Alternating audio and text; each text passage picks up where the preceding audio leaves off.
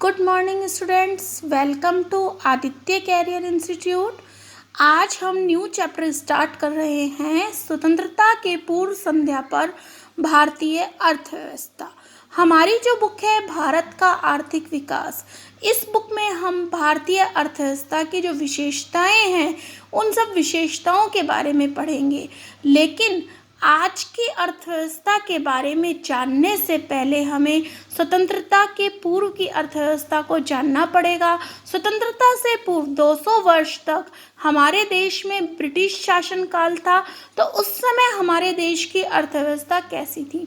For example के लिए आज हम किसी भी परिवार की आर्थिक स्थिति की जब गणना करते हैं तो हमें सबसे पहले ये देखना पड़ता है कि इस परिवार की पहले की आर्थिक स्थिति कैसी थी, कोई कितने समय तक गरीब था, आज की उसकी आर्थिक स्थिति कैसी है। तो वही बात हमारे देश के साथ भी लागू होती है। देश की अर्थव्यवस्था को जानने के लिए हमें इसकी स्वतंत्रता से पूर्व की अर्थव्यवस्था को जानना होगा।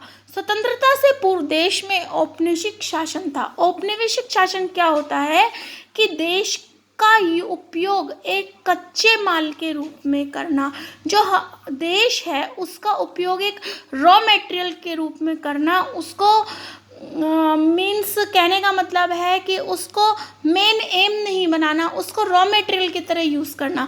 तो जो हमारे देश में ब्रिटिश शासनकाल था, औपनिवेशिक शासन का मुख्य उद्देश्य क्या था कि इंग्लैंड में तेजी से विकसित हो रहे औद्योगिक आधार के लिए भारतीय अर्थव्यवस्था को केवल एक कच्चा माल प्रदायक तक ही सीमित रखना था। मीन्स जो औपनिवेशिक शासन था, जो ब्रिटिश शासन था, उसका मुख्य उद्देश्य क्या था कि हमारे देश का आर्थिक विकास ना हो, बल्कि इनडायरेक्ट रूप से किसका विकास हो, इंग्लैंड का आर्थिक विकास हो। इसके लिए एक लाइन भी विक्टर अलेक्जेंडर रूस ने कहा है कि भारत हमारे साम्राज्य की धुरी है। यदि हमारे साम्राज्य का कोई राज्य अलग हो जाता है तो हम जीवित रह सकते हैं, लेकिन यदि हम भारत को खो देते हैं तो हमारे साम्राज्य का सूर्य अस्त हो जाएगा। मीन्स भारत क्या है, हमारे साम्राज्य की धुरी है। इसमें से अगर एक राज्य अलग कर देते हैं तो कोई फर्क नहीं पड़ेगा, लेकिन अगर हम हमारे मेन भारत को ही खो देते हैं तो हमारे साम्राज्य का क्या हो जाएगा, सूर्य अस्त हो जाएगा। ये सेंटेंस किसने कहा, 1894 में ब्रिटिश इंडिया के वायसराय ने। हमारे देश में स्वतंत्रता से पूर्व जो राष्ट्रवाद की भावना थी उसका क्या था, अभाव था। राष्ट्रवाद की भावना हमारे देश में कब आई, 20वीं शताब्दी में, जब महात्मा गांधी के काल में हमारे देश में राष्ट्रवाद की भावना का उद्भव हुआ। उससे पहले हमारे देश में देश के विकास का इस तरह का मतलब कोई भी इसका उद्देश्य नहीं था।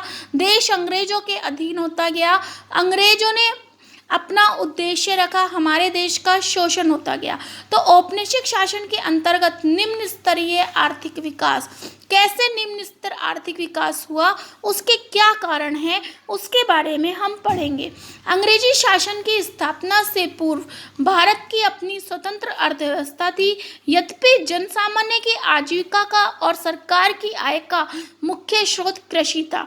आज भी हमारे देश में जनसंख्या का मुख्य स्रोत क्या है, कृषि है। काफ़ी जनसंख्या ऐसी है देश की जो कृषि पर निर्भर करती है, लेकिन स्वतंत्रता से पूर्व लगभग 85% जनसंख्या ऐसी थी जो कि कृषि पर निर्भर करती थी। ऐसा नहीं है कि स्वतंत्रता से पूर्व हमारे देश में औद्योगिक विकास नहीं था। हमारे देश में भी सूती व रेशमी वस्त्रों, धातु आधारित तथा बहुमूल्य मणिरत्न आदि से जुड़ी शिल्प कलाओं के उत्कृष्ट केंद्र के रूप में भी क्या था, भारत विश्व भर में प्रसिद्ध था।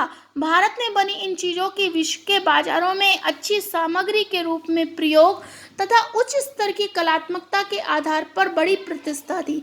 लेकिन क्या था, जो औपनिवेशिक शासन था, जो ब्रिटिश शासन काल आ रहा था, उसके द्वारा रची गई आर्थिक जो नीतियां थी, उनका उद्देश्य क्या था, भारत का आर्थिक विकास नहीं करना था, बल्कि अपने देश का संवर्धन करना था, अपने देश के आर्थिक हितों का विकास करना था। इन नीतियों के भारतीय अर्थव्यवस्था के स्वरूप के मूल रूप को ही बदल डाला।